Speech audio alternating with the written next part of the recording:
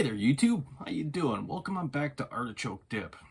My name is Rob, solo tabletop gamer. And recently, I was asked a question for a video suggestion, as a matter of fact, about gaming rooms, how to set up a gaming room, and some things to think about. And now, I had thought about this in the morning when I was drinking my coffee, and jotted down some notes, kind of reflecting on some of the things that I have personally ran into over the years. And I'm going to share those with you because I'm hoping this will help you so you don't make some of the same mistakes that I have made and unfortunately have to redo them over. So if this video sounds interesting to you, stick around and we'll jump right on into it. But first, if you like the video, click the like button. What this does is it's going to give you more content, not necessarily more of my videos, but more gaming content that it's going to give to you, because that's the way that this works. And if you're new here, you just stop by, feel free to click that subscribe button, followed by the bell icon. Every time I upload a video, you'll get a notification so you do not miss one. Or you can choose option C, which is to do neither and just enjoy the video. Either way, hey, game on, my friends, and let's dive into this. So, in this tabletop talk, I'm going to get into... Now, I'm not going to go off about, you should get this kind of paint with this, and you should have this kind of theme like that. And what I'm pointing finger towards is... We've all seen the high-cost production videos on YouTube of where, well, it's marketing. It's, studios that have a high budget to be able to hire professional tradesmen to come in and build these things into a studio type of setting where they have their cast come in and they sit and we all look at it and go, oh man, that is so cool. I need that. I need to do something like that. Versus over practicality of what we actually have, what's within our budget, and realistically, what's reasonable considering this is going to be in your home. It's going to be part of your everyday life. That's what I want to focus on in some of the things I found. Now, looking around me, this was not like all pre-planned. Like I woke up one day and said, I think I want to be Artichoke Dip, and this is the way I need to set up a room. Didn't happen that way. I'm just a gaming nerd. I love gaming, and, well, I'm not ashamed of my nerdiness or geekiness or however you want to refer to it out there. I love it, and I have an entire room to show it off, and I'm very fortunate that not a lot of people have that. We have a spare bedroom in our house. We don't have a lot of visitors. So, it would pretty much just be a storage area anyways. So this is my gaming dojo, if you prefer to look at it that way. Now, for many of you, you may not have access to a spare bedroom. You may have a small area in the house that may be allotted to you or elsewhere. And I want to get into a few of the main components that you're going to have in those and some really good considerations to think about. So first and foremost, the first thing in a gamer's arsenal that they're going to have if you're a tabletop gamer are right here, good old bookshelves. Now, the bookshelves I used to have that sat over here in this corner that are no longer there, was I bought the particle board, and if you're not familiar with what particle board is made out of, it's actually yes, it is wood, sort of. What it is it's wood fiber, like wood sawdust, wood fiber, milled up wood basically with wood glue, and they press it together with a lot of pressure, and then you get this piece of wood. Some people will argue it's stronger than real wood. I tend not to believe that. and you go to the store, you go to IKEA, and you go to these other places, and you can buy them. And, you know, pretty much all you need is the Phillips screwdriver to put them together. And they have a little plastic puck or steel puck, just depending on what you buy. And you put it in a little circular cutout, and you run the weird looking screw thing in through there, and you turn it, and it locks it. And then, you know, within 20 minutes, boom, you have this beautiful bookshelf. And looks great. The ones I had were, they were like a gloss black, and they had a wood grain laminate covering on it. I loved them. I loved the way they looked. The problem was they weren't exactly designed to hold the weight that I had put on them. And that's one of the problems with them. Even though they are marketed and sold as a bookshelf, if you ever look at the picture of them, they show this huge bookshelf, and they got a picture frame over here, and there's like maybe 2 small books over here, in, you know, a little itty bitty glass flower vase thing up here, and then maybe a few things on the bottom. And, you know, you're thinking, yeah, I'm going to use all that real estate. I'm not going to do that. Well, realistically, if you look at it, the weight capacity is not that much. And when I had my bookshelf over here, what wound up happening is those little lock pucks that go into the corners that hold everything together were no longer hold the weight. The wood had split and let loose, and I actually had one bookcase actually just accordion like this, and I had a just landslide of books go across the room all the way damn near out the front door. Not the front door, but the door here. So then I was like, now what do I do? So for a couple of weeks there, I had literally stacks of books, and I had to get rid of the bookshelves, because once I took the one out, the other one followed suit, and there was not a whole lot I could really do with it. So what I had done is I found these at Menards. These are industrial strength. They're actually designed for an industrial environment. They're really recommended for garage or basement type of settings, because they are a thick gauged plastic, and they say they can hold up to 1,000 pounds of weight. Now, would I put 1,000 pounds of weight on it? I'm sure, you know, I mean, they advertised it could hold up to that. Could it hold it up to that? I wouldn't trust it.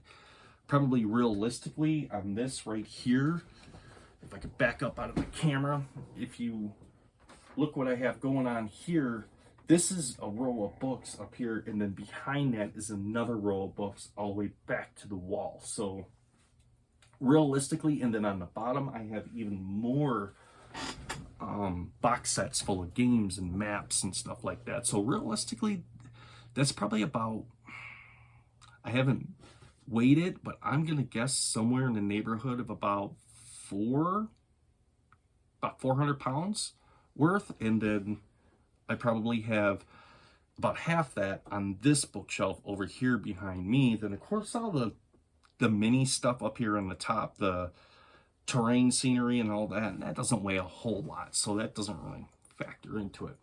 But it's something to give you food for thought. I mean, when we think about books, right, if you were to think something like this, you're going to be like, well, that doesn't weigh much. And then you get into, you know, your hardcovers like this, and you're like, well, that's not too bad. And then, you know, you get into something like this, and this definitely has a little bit more weight to it. But then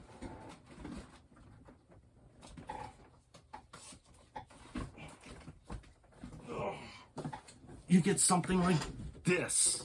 This is the behemoth. This weighs quite a bit. You know, I would have to weigh it, but I'm guessing this is every bit of at least 12 to 15 pounds worth of just book here. It's actually 2 books, but book in here. So here's some food for thought when you go to purchase shelving units for your gaming room. If you're like me, most of my books, I'm going to say 99% of my books have come from Amazon that I have purchased within, well, since I've been on this channel, from Amazon. Now, Anything that leaves a digital footprint, you could technically go back into your history and look from point A all the way to where you're at now, because every single thing you bought off there is going to tell you exactly how much it weighs. And if you were to add that all up, you'd probably be astounded to figure out just exactly how much weight you have. And, well, you got to try to shelf all this stuff, and hopefully the shelf will be able to hold the weight. Something else to think about bookshelves. If you look at what I have going on here, you notice this bookshelf only goes up to here. There's a reason for that. I don't want a tall bookshelf. If you have uneven floors, which if you live in an older home, you're almost guaranteed to have uneven floors, especially in an older house that has settled over time. Or if you live in a manufactured home, they're notorious for not having exactly flat flooring, which is why they cover a lot of it with carpeting, so you really don't notice that the padding's so thick. You don't notice how uneven it is. So that's some food for thought. You put a tall bookshelf on there and you start adding weight to it, you may want to consider anchoring it to your wall and anchoring it to a stud. That way you don't have the possibility of this thing falling forward and crushing you or anybody else in your home or your pets or your children. It's just something to really think about. Books, like I said, 1, 2 at a time don't seem much, but you start adding these things up and they get very heavy very, very quick. And it's a serious amount of weight. And some other food for thought that I'm just gonna kind of put out there, depending on how many books you have and how much this stuff weighs, depending on which floor of your house you're putting this, you may just want to look and make sure, well, the flooring can actually hold the amount of weight that you're going to put on there. Good example I'm going to use, my brother, he's a saltwater fish enthusiast, and he's always had huge tanks. The smallest tank I remember him having when he used to live in Michigan was a 500-gallon tank.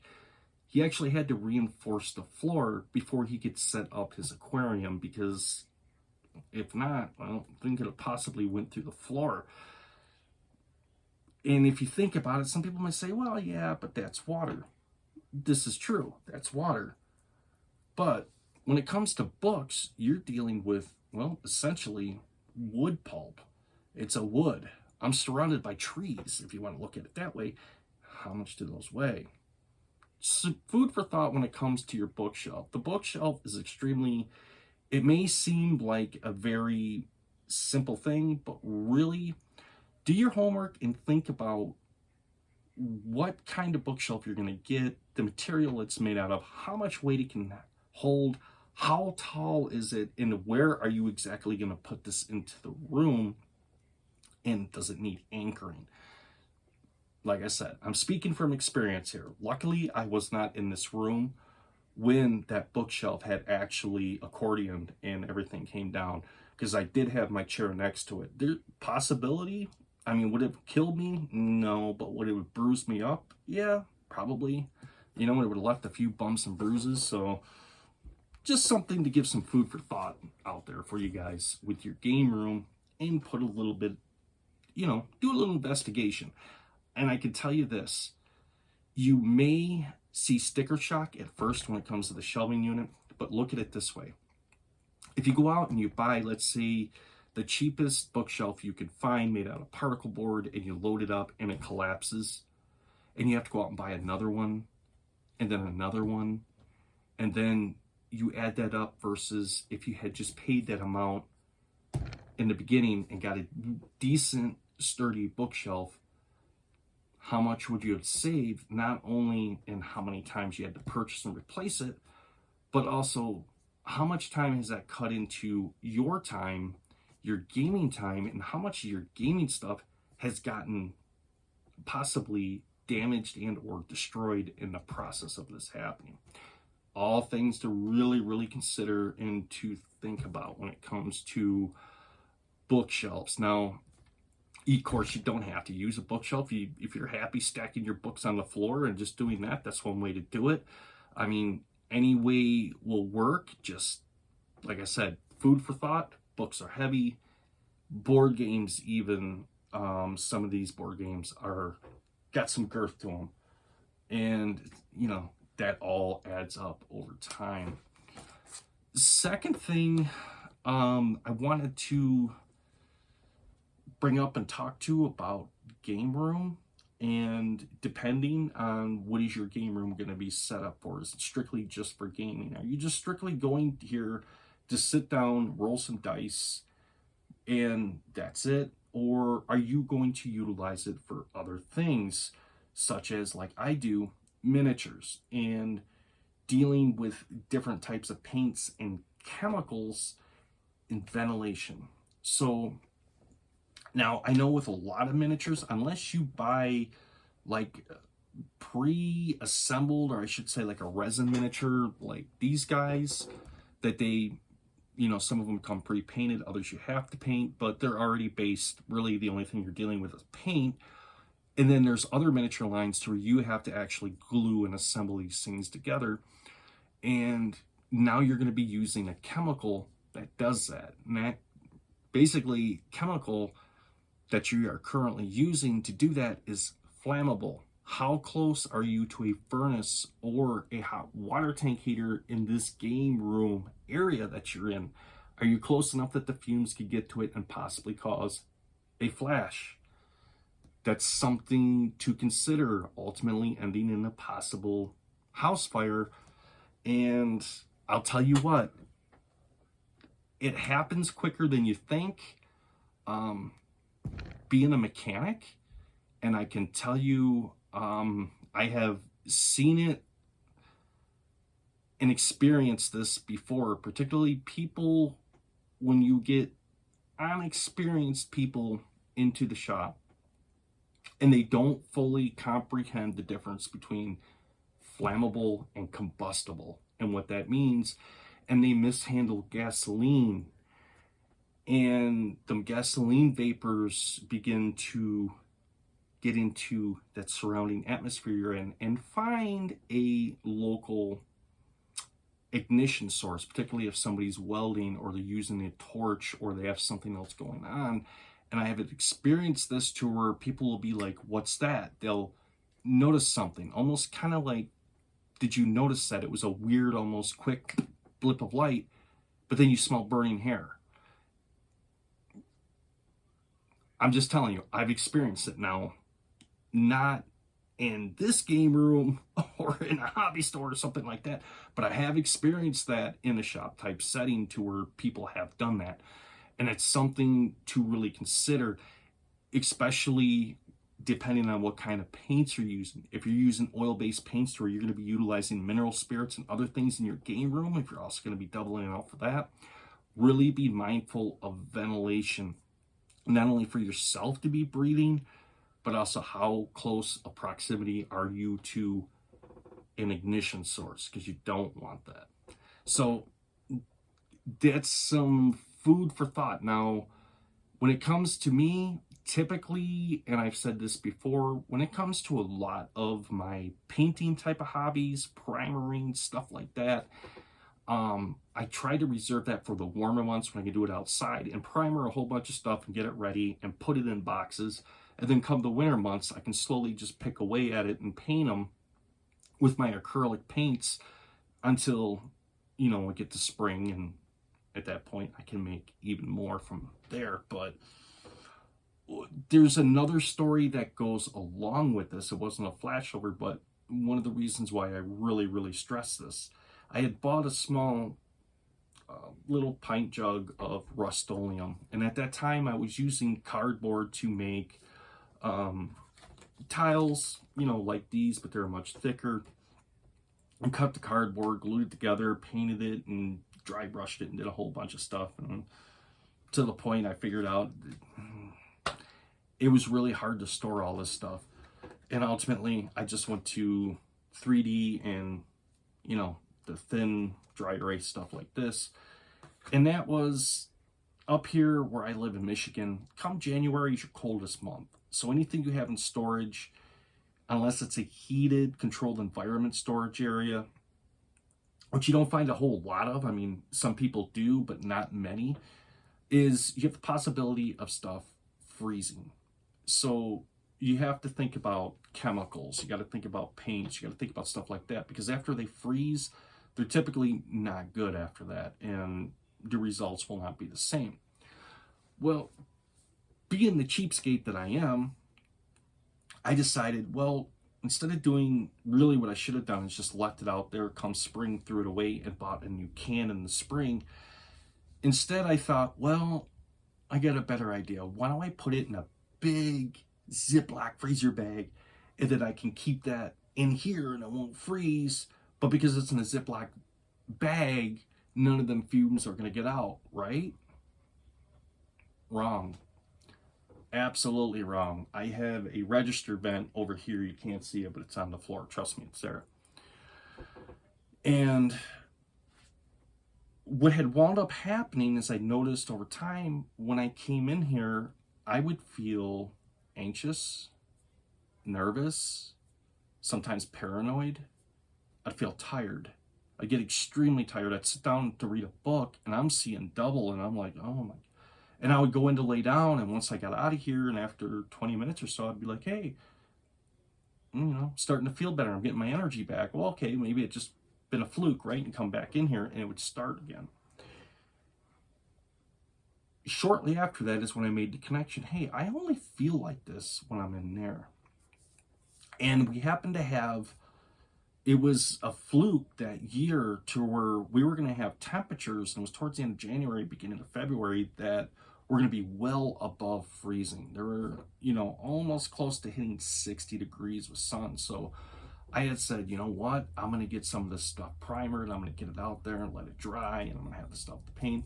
And lo and behold, when I picked up the bag and looking at the precautions on the back, it listed off there: nervousness, paranoia, fatigue, blah, blah, blah, blah, blah, blah.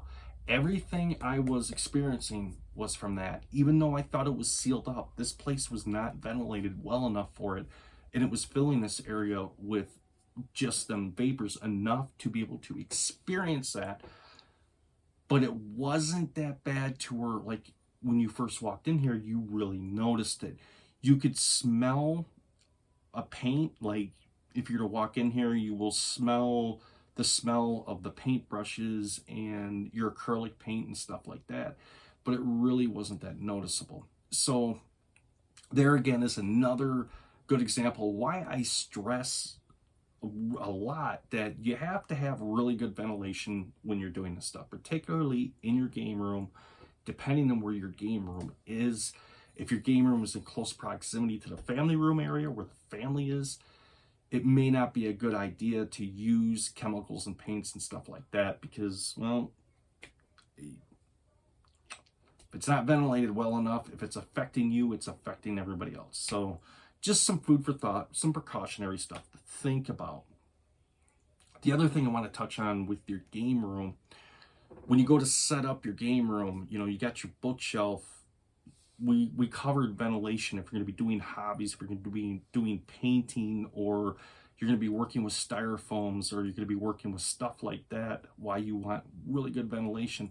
The other thing is table size. What size table do you want to use? I can't really answer that for you. You know what you're comfortable gaming with, how much room you like to have on your gaming table. Do you like to use a desk? Do you like to use a full-size dining room table? Do you like to use a card table? Do you like a round table, an oval table, a square table, a rectangular table? These are all things that, personal preference for yourself, that you have to answer for yourself, that I can't answer for you, but you can. And a thing to think about is, how much room do you have in your game table? How much room is this going to take up in your game room? And how much is this going to cut into your actual space to move around and maneuver when you're in here? One thing to really think about when it comes to this is it's very, very easy, trust me, I know, to run out of room fairly quickly. And I know a lot of people will say, well, why don't you just sell it or give it away or give it to somebody else? Okay, fair enough. Yeah, that's going to clear up room. But with me, the way that I like to do my inventory here is I like to change it out. I like to, example, this bookshelf I got behind me.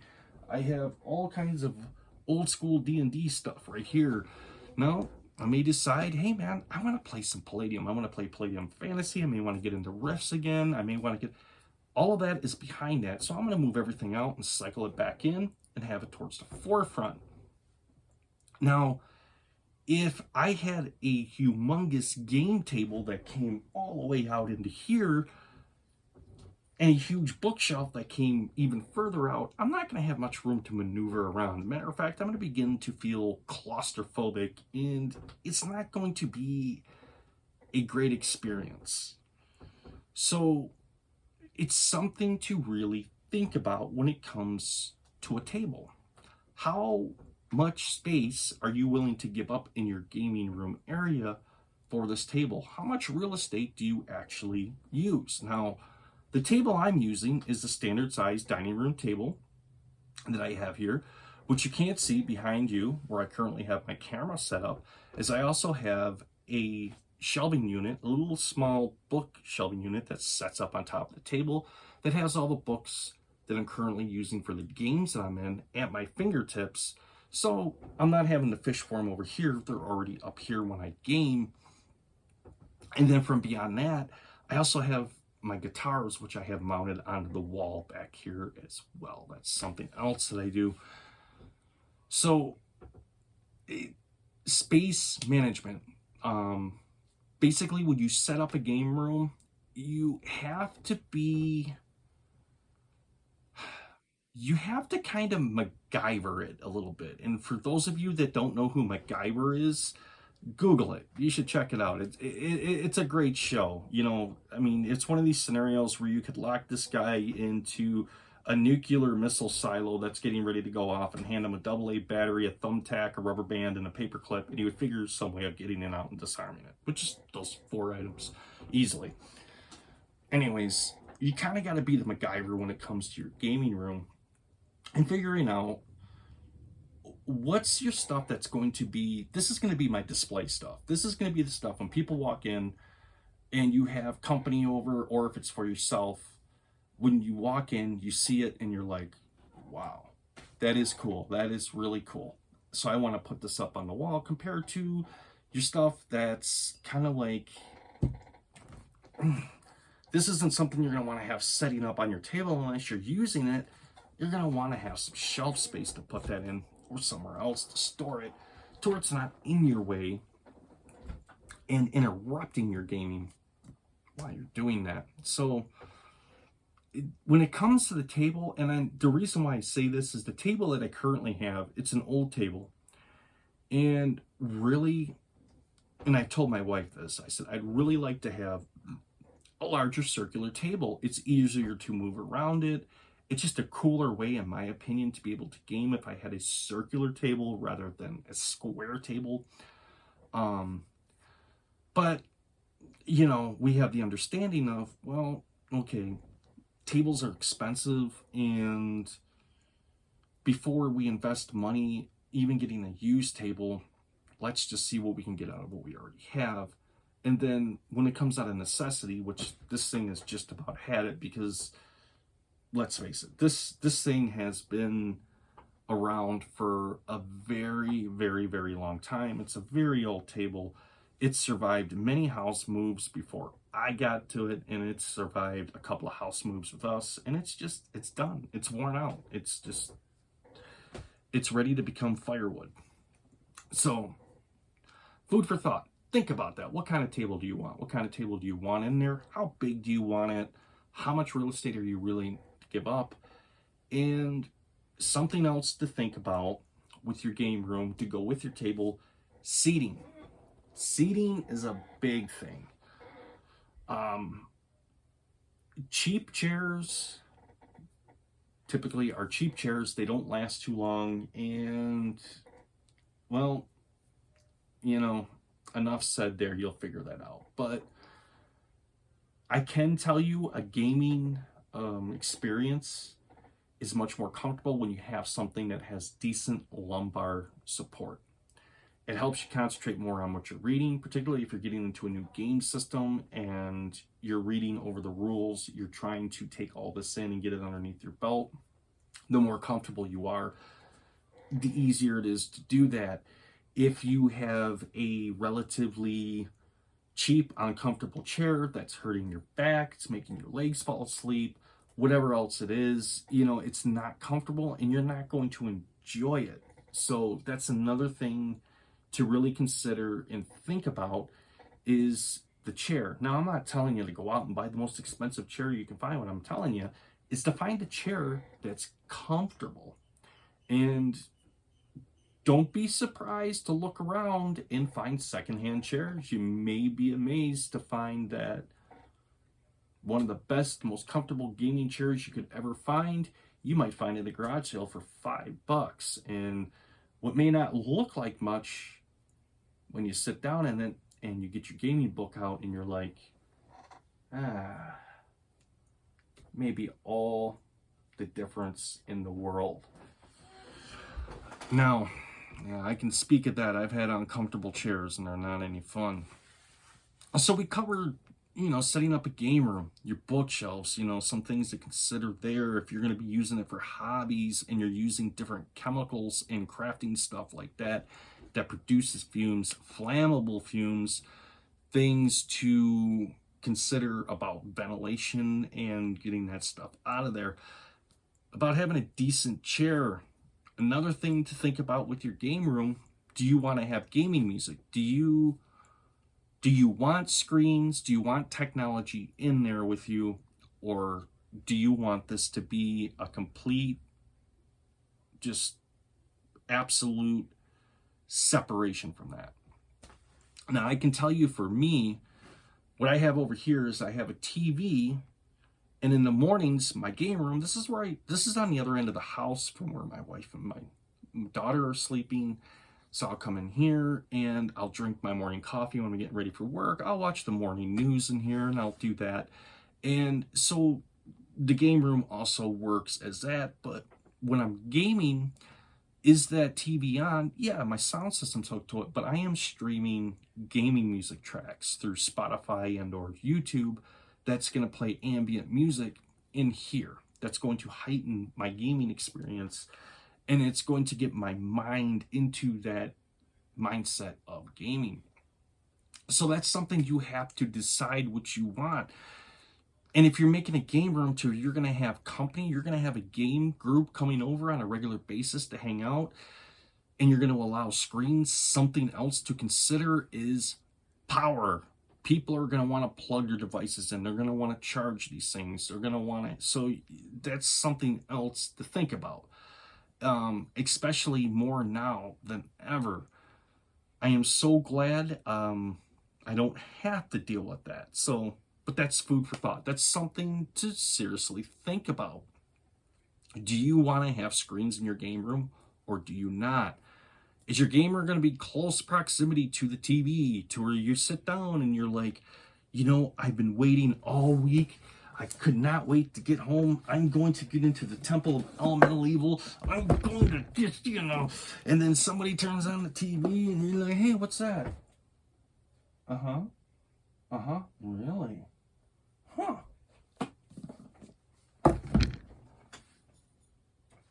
And now your gaming session just went out the window. It went. A few things to think about. So if you do decide you want to have music, you want to have ambient type of music, but you don't want to have a screen, one thing you could possibly look into that may help you is you can pick up sound bars relatively cheap and inexpensive. You can set them up. They're Bluetooth compatible, which means you can put whatever device you're streaming it on in a different room and just have the sound bar in the room with you. So therefore you won't have distractions, but you'll still have your music. So something else, food for thought. As you can tell, I'm not going into this video trying to give you tips this is how you collect swords and hang them up over here, and this is how you find an X-Fighter. It's not all about that. Actually, everything you see around you, like I said, I'm a game dork. I like my gaming. I'm just lucky to have a space to be able to store all of it. So music, entertainment, stuff like that in your game room, stuff you have to think about. The other thing I want to talk about when it comes to your game room and location, and something else to think about, depending on where you're watching this, you know better than I do, is humidity. Humidity is the enemy to your books, to your board games, to all of that. So if you're considering putting your game room in a basement or maybe a portion of a garage, something you really want to think about is humidity. Do you have high humidity? Is high humidity something that occurs on a regular basis in that area, or maybe something that only happens once in a great while? Do you get more rain where you're at compared to maybe other people that may live in a drier type of climate? And these are things to really consider and think about. Now, I wouldn't recommend putting a game room in a basement. Now, I'm saying that I've lived up here in Michigan my entire life, and up here in Michigan, like in a couple of weeks, what we're going to start to experience, we're going to be getting into our rainy season. And we're going to get 2, 3, maybe upwards to 4 days a week to where we're going to have a really good percentage to get rain.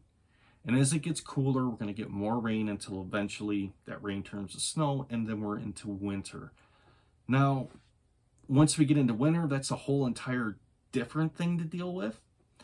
But then we're going to deal with when the thaw happens, that's even more moisture into the ground. And that's typically when a lot of people have basement flooding issues, when they have a lot of humidity issues, when they have all those things. And not only the basement, also garage areas too, which is why me personally, I wouldn't recommend a game room in the basement and or a garage for that reason. But to each their own, and it's up to you to make that decision. But if you do decide to go that route, one thing you can actually buy them, something else you can do to help preserve your board games, particularly if you think about the tokens that come with it and cards and everything else. If you're like me and you like to use your solitaire board games along with your RPGs, are these guys right here. These little silica gels, they say throw away, do not eat. It's desiccant. It's silica. If you're not familiar with what that means, silica, it's sand. It's organic, basically, is what it is. Desiccant is designed to do one thing, and that is it traps moisture and it holds moisture.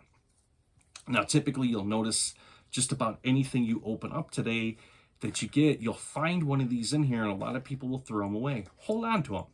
Get a Ziploc baggie or something like that, and just keep putting them in there. If you're going to put your game room in an area where you may have that time dealing with higher humidity, 2 things you could do. 1, throw a couple of these in your game box that you keep your board games. Or you could also get a plastic storage tote that you could put your books in, especially your more expensive books that you don't want humidity to get to, and drop some of these in. Or you could possibly even look into a dehumidifier. That would be a real expensive way to go about doing it. But those are all things to take into consideration with your game room in protecting your gaming investment, which is, well, all this. So, humidity and cold is another thing I can tell you up here that's not, books do not like. They do not like very cold, frigid, and it doesn't do good things to the book. So that's something else you kind of want to keep in mind when it comes to storing your books and setting up your game room, depending on where you put your books. Especially if you're in an older house. Older houses are prone to be drafty, particularly around windows can be drafty, things like that. Just something to give, make you think about when you go to set up your game room. These are all things to consider. Another thing is sunlight. Now, I have a lot of HeroScape. When I say a lot of HeroScape, I mean a lot. I have, like, oh god, that much HeroScape. I got a bin filled to the top of HeroScape. But I had to get rid of some of my terrain pieces like this because I used to store these over here in this corner. And that corner is by a window. And didn't really think about it because I thought, well, it's over here in the corner. But the sunlight that did get to it made these extremely brittle, and they actually began to break. They weren't as flexible like you see here where I can kind of move these. And here's the thing, these are original, and you can still find them if you're willing to pay the price people are asking for them. But, you know, I would like to keep them as long as I possibly can. And something to think about with your mini collections, and if you have plastic type of terrain like this, and that is, these things do not like sunlight. They do not. It makes them brittle. It breaks it down. So when you go to set up your game room, I can imagine a lot of people would like to be able to use natural light, particularly for reading and be able to see what you're doing and so on and so forth. But something you have to think about when it comes to a lot of your terrain pieces, your minis. And not only that, I mean, just sunlight will pretty much break down whatever it gets to. I mean, that's just the way our world works. It's kind of a thing to think about. Your books fading, yellowing of your pages, so on and so forth. All that stuff that sunlight will rapidly speed up that progression. That's something to be considered about when you set up your game room. And you may not want to keep your books and your games in a close proximity near your windows. You may want to put them somewhere else to where you can kind of protect them from the sunlight and to protect your gaming investment for that. So something to food for thought as well. Now, when it comes to what color do you want to paint your game room, what kind of theme do you want to put in your game room, you know, that's all left up to you. And, you know, you decide how you want to do that as you do it. But like I said, just keep these tips that I have brought up to you in mind, and, you know, some things to think about as you set up your game room, because it'll save you a lot of money and grief later on down the road. I hope this helps, my friends. I hope you enjoyed the video, and game on to the person that had referred this video idea, how to set up a game room, things to use, storage solutions, stuff like that. When it comes to storing stuff, well, pretty much you figure that out as you go along. As your library gets larger, and as you accumulate more, you're going to figure it out. You're going to figure out different ways how you're going to consolidate and move things and put things in that are going to work for you. They're going to work for your habits, your gaming styles, and stuff like that. So those are all food for thought.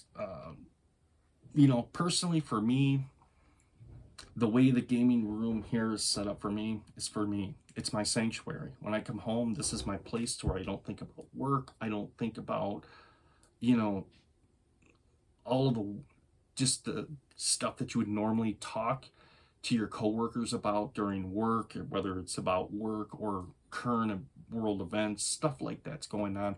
I just come in here and it's just, this is my sanctuary. This is where it's like,